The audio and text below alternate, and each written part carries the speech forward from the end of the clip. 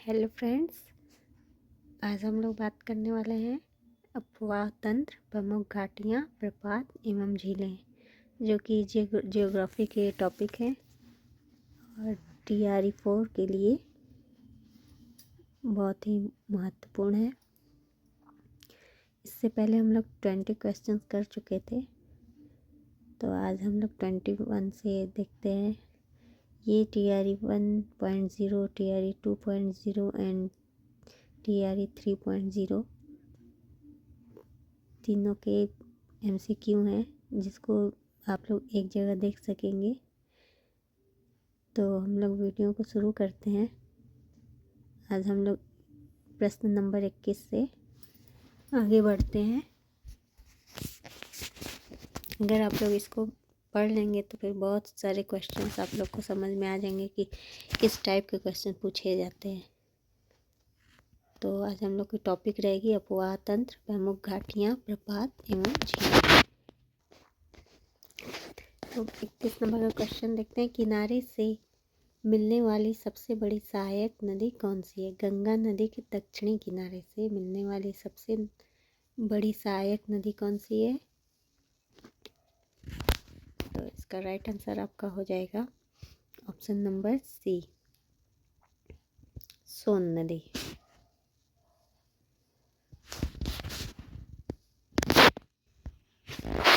सोन नदी में आपका यमुना, चंबल, बेतवा और केन नदी आ जाती है।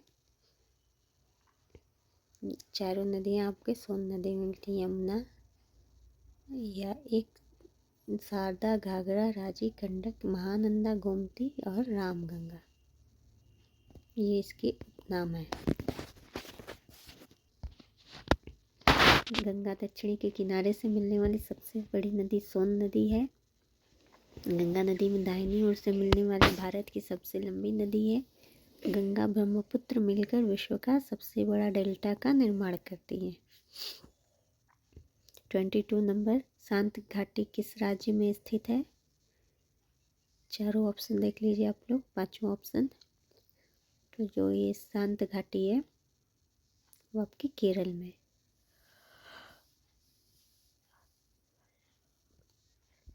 और फूलों की घाटी कहाँ है? तो उत्तराखंड में है। कारगिल किस नदी के किनारे पर स्थित है? तो सुरु नदी के। कारगिल सुरु नदी के किनारे स्थित है। सुरु नदी सिंधु की सहायक नदी है। किस नदी के किनारे को पश्चिम बंगाल सरकार टी पार्क के रूप में विकसित करने की योजना की? तो चारों ऑप्शन, पांचों ऑप्शन आप लोग देख लीजिए। तो जो इसका राइट आंसर हो जाएगा कि टी पार्क के रूप में, तो हुगली नदी, जो कि कोलकाता में है, 260 किलोमीटर लंबी है कोलकाता में। इसके बाद देखते गंगा की भी लंबाई देख लीजिए। पश्चिम बंगाल सरकार हुगली नदी के किनारे को टी पार्क के रूप में विकसित करने की घोषणा की। बाल्टोरो हिमनद अवस्थित है। तो इसका राइट आंसर आपका हो जाएगा। नीचे आप लोग देखते चलिए किस एग्ज़ाम में इसका क्वेश्चन आया है। तो काराकोरम इसका आंसर हो जाएगा। बाल्टोरो हिमानी पाक अधिकृत कश्मीर के गिलगित बाल्टिस्तान क्षेत्र के पर्वतमाला में स्थित है और ये ध्रुवीय क्षेत्रों के बाहर सबसे बड़े हिमनदों में से एक है। यह काराकोरम पर्वत श्रृंखला के हिस्से से होकर गुजरती है, जिसका विस्तार पाकिस्तान, भारत और चीन के क्रमशः गिलगित बाल्टिस्तान, लद्दाख और सिंजियांग क्षेत्रों में है। सोन नदी का उत्पत्ति स्थल अमरकंटक कहाँ स्थित है? तो पांचों ऑप्शन आप लोग देख लीजिए। 3.0 में आया था 1 से 5 तक में, जो कि कैंसिल हो गया था। इसका राइट आंसर मैकाल पर्वत होगा। अमरकंटक एक पवित्र शहर व गंतव्य स्थल है, जो मध्य प्रदेश के अनूपपुर जिले में मैकाल पर्वत श्रृंखला पर स्थित है। अमरकंटक समुद्र तल से 1067 मीटर पर है। यहाँ से नर्मदा व सोन नदी निकलती है। 27 नंबर का क्वेश्चन है। गंगा नदी के तट पर स्थित शहर है? प्रयागराज, भोपाल, उपयुक्त में से एक से अधिक या कोई नहीं? तो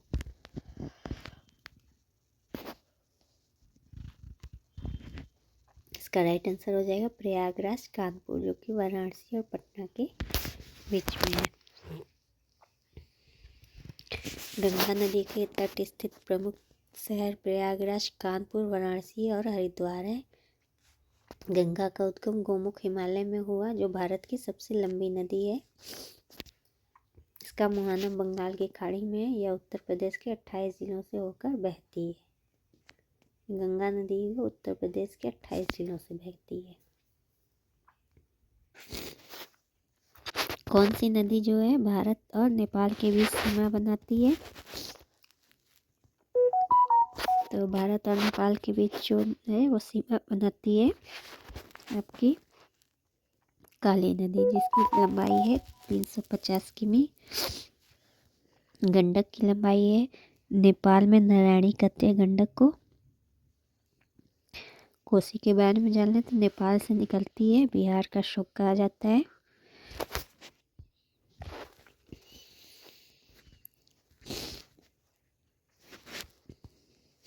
काली नदी अथवा महाकाली नदी भारत और नेपाल के बीच सीमा बनाती है।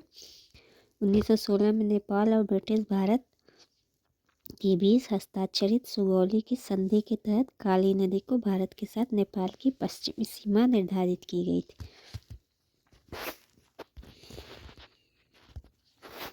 चाप झील, ऑक्सबो झील। चाप झील को ऑक्सबो झील कहते हैं। इसका ऑप्शन देख लीजिए आप लोग, ये कहाँ पाई जाती है? तो इसका राइट आंसर हो जाएगा, जो ऑक्सबो झील पाई जाती है वो नदी घाटियों में पाई जाती है। रिवर वैली, ये देखिए ऐसे करके प्रकार बनी होती है। तो ये चाप झील जो है नदी घाटियों में पाई जाती है। मैदानी भागों में प्रवेश करने के उपरांत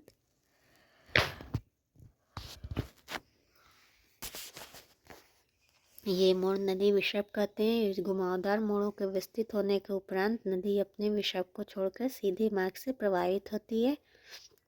इन विषर्पों में जल भर जाने से निर्मित झील को गोखुर झील या चापकार झील कहते हैं। चिनाब नदी अंततः सिंधु नदी में कहाँ पर मिलती है? तो जो चिनाब नदी है वो सिंधु नदी में, देख लीजिए आप लोग पांचों ऑप्शन, उसका राइट आंसर हो जाएगा। ये जो चिनाब नदी है वो सिंधु नदी में कहाँ पर मिलती है? तो ये मिलती है आपके मिथनकोट में।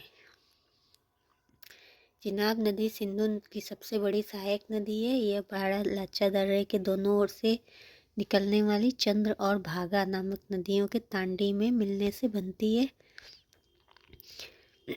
यह मिथनकोट के पास सिंधु नदी से मिल जाती है। चिनाब नदी में निर्मित महत्वपूर्ण जल परियोजनाएं बगलियार, सलार और दुल्हस्ती हैं। इस प्रकार आज 30 क्वेश्चन तक कंप्लीट हो गए हैं। नेक्स्ट वीडियो में मैं आपको 31 क्वेश्चन से कराऊंगी। ज्योग्राफी के क्वेश्चन है ये। इसके पहले वीडियो आप लोग देख लीजिए, जिसको भी शुरू से चाहिए वो, तो उसे आप लोग प्लेलिस्ट में जाके देख सकते हैं। कल पार्ट 3 मैं 31 क्वेश्चन से स्टार्ट करूँगी। तब तक के लिए वीडियो को लाइक और सब्सक्राइब ज़रूर कर दीजिएगा और लोगों में भी शेयर कर दीजिए, जिससे कि उनका भी फ़ायदा हो सके। धन्यवाद।